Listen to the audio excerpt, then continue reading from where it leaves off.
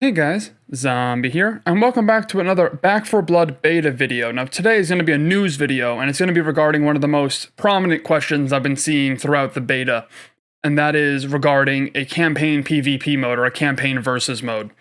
Now, if you don't really know what I mean by that, if you're familiar with the Left 4 Dead series, which a lot of the developers on Back 4 Blood worked on Left 4 Dead, there was a mode where you could play as the zombies or as the humans, and basically jump into an actual campaign where the humans would be going through the campaign as normal, well, close to as normal, and the special infected, so your hunters, all the the boomer, all of the special infected in Left 4 Dead would be controlled by human players. So it'd be a 4v4, and it'd be like going through a normal campaign where the zombies are trying to stop you from completing your objectives and getting through the level.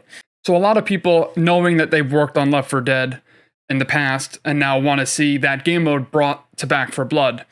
And in their Discord, the Turtle Rock Studios Discord, where they pretty much have almost exclusively Back 4 Blood content now, in the Back 4 Blood beta FAQ, one of the questions they said they've received a lot is, where is my campaign versus mode? And they replied with, we do not have plans for a campaign versus mode at this time, which is very unfortunate, and it's something I wish they would implement, but they have about 2 months before the official release, and maybe they'll add it late, but as of right now, they have no plans, which means they're not going to be able to cram it in 2 months, I don't think, especially with some of the other stuff they'll probably be messing with between now and October, including one of the things that's probably the most glaring problem, in my opinion, is the AI of your allies, your bots, if your teammates leave, but that's a whole other discussion for another video. And this sentiment was strengthened in a way by the creative director over at Turtle Rock Studios. His name is Phil Robb, and he said that the new PvP mode goes by rather quickly, and that is what they were going for. Robb said that time, among other things, were factors in changing the PvP situation compared to Left 4 Dead. Phil Robb said, in response to the question about why there isn't a campaign PvP mode, he said, there's sort of a lot of things. One, we don't want to just do the same thing, right? But two, one of the things about campaign PvP is it's a really big time commitment. I would say that most PvP games out there, you can jump in and have a few matches in 10, 15 minutes, so it's not as big of a time commitment. Rob followed, the other thing that's nice about that is if you're looking at a campaign PvP and right off the bat, things aren't clicking, you're more than likely to just quit out. You're going to ruin a bunch of other people's games because you quit out and matchmaking has to happen all over again. With this, it's not that much of a commitment. You get in, you have a crazy frenetic battle with other guys, and if things don't go your way, the match is over very quickly and you just get to try again. From a practical standpoint, I think those are pretty strong factors in that decision. I think part of us, we just wanted to try something new. We're not a studio that likes to stick to formulas and things like that. We like to innovate where we can, and we felt like that this was one place we could innovate.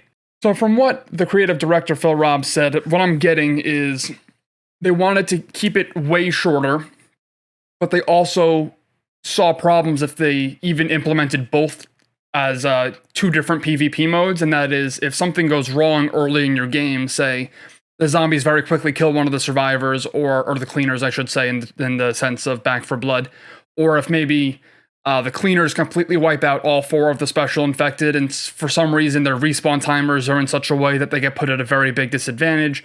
Maybe people just back out and re-queue or vote to kick people, and it just becomes a very quick, it just disintegrates into nothing very quickly. And I can understand where he's coming from with that in a way. However, I think there's also other ways you could try to discourage people from leaving.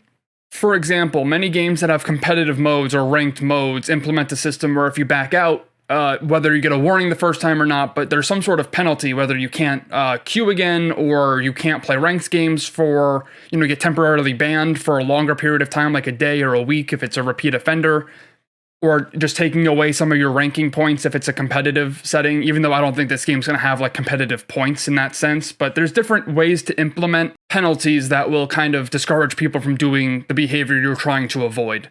Something else I kind of wanted to jump in quick is that the PvP mode in the beta, at least, it's not that quick, to be honest with you, because one of the things he said, I'll read again, one of the things about campaign PvP is that it's a really big time commitment. I would say that most PvP games out there, you can jump in and have a few matches in 10-15 minutes, so it's not as big of a time commitment.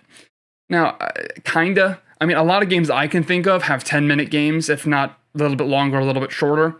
But regardless, if you've played the PvP mode in the beta, a huge problem is either you load in and it's already a 4v2 because the matchmaking didn't make 2 teams of 4, or you load in and it's like a 4v3 and then someone on the 3 team immediately leaves to make it immediately a 4-on-2.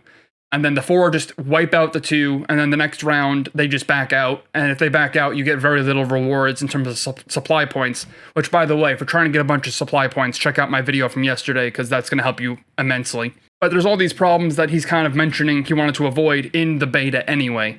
So I'm curious how they'll either rectify this in the current PvP mode, or if maybe in the future they'll add it as a DLC or a free update with campaign PvP. But I think this is going to be something that many players are going to be hoping for, either in full release, which again I don't think will happen that fast, or in some sort of future update to allow people to play campaign PvP in Back 4 Blood. This is a bit of a shorter video. I just really wanted to get this news update out to you guys. If you enjoyed the content, you want to see more news, more gameplay, more guides, more anything, please consider subscribing down below. It takes 3 seconds, helps me out a lot, and I know you're enjoying the content and I should keep making more.